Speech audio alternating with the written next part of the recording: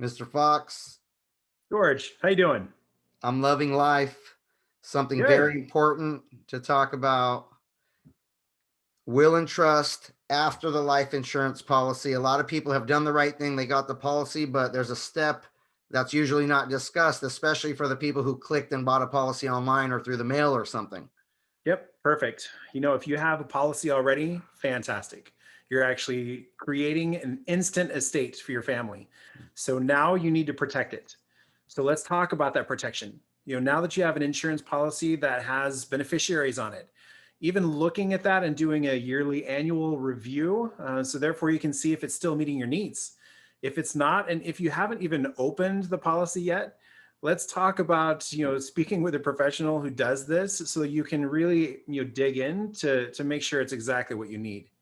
So after doing that, you have this estate that's created for your family. You want to make sure all of that stays in your family.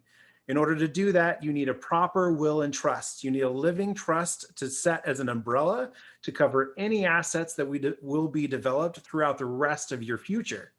So including any properties that you have, any assets, any living benefits that come with it, or life insurance policies, all of that need to be covered and kept inside your trust.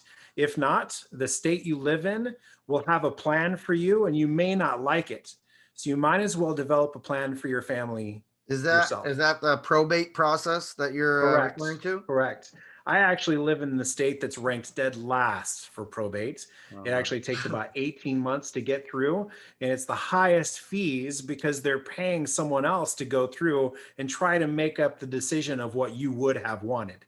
Wow. But getting a will and trust, a one-time investment that you make to cover you and your family after you pass, and even during, you'll be able to set up power or durable powers of attorney, medical directives, even people who are going to be watching after your children if you have young children.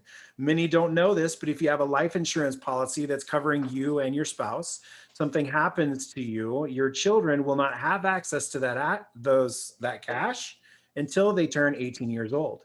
So making sure it flows through a trust and has someone who is designing where that money goes will give them the access to it so that they can provide what those children need during that time in their life.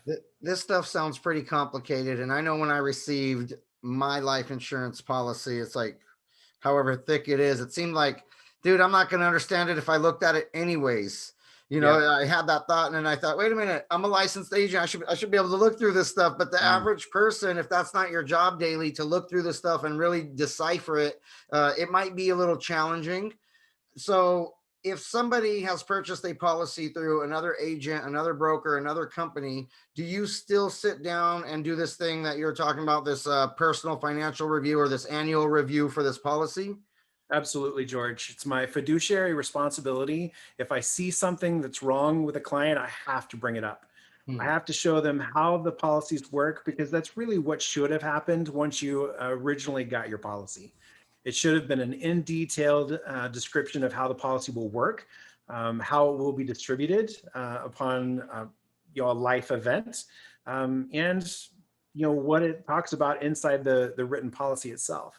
But this is a part of your life you definitely want to work with an actual advisor to be able to get you there, or a professional that knows what they're doing. So even the trust process, working through our attorneys to set that up so it's legally binding inside the court system, that's how you properly do it.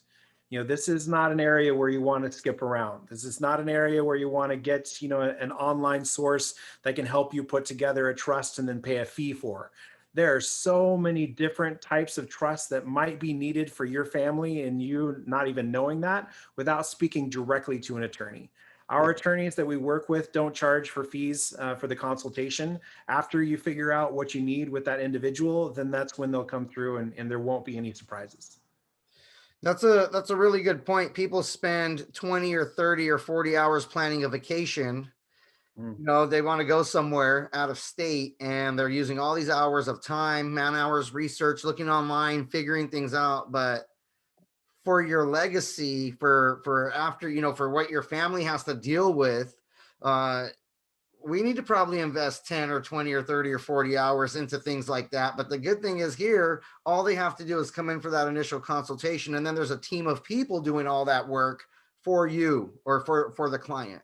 Correct. And many times, all of that is done complimentary. Hmm. The way that the industry works today is a lot different than it used to work. So definitely become more financially informed. As a matter of fact, if you have any questions about the topics that we're talking about here, go to our website, befinanciallyinformed.com. It's a proper name. You can click on the very first tab you see, which is book it. Book a time to have a conversation, 10 minutes, 5 minutes even. Just direct you in the right position. Reach out to a network of individuals that can help you with whatever you're facing today.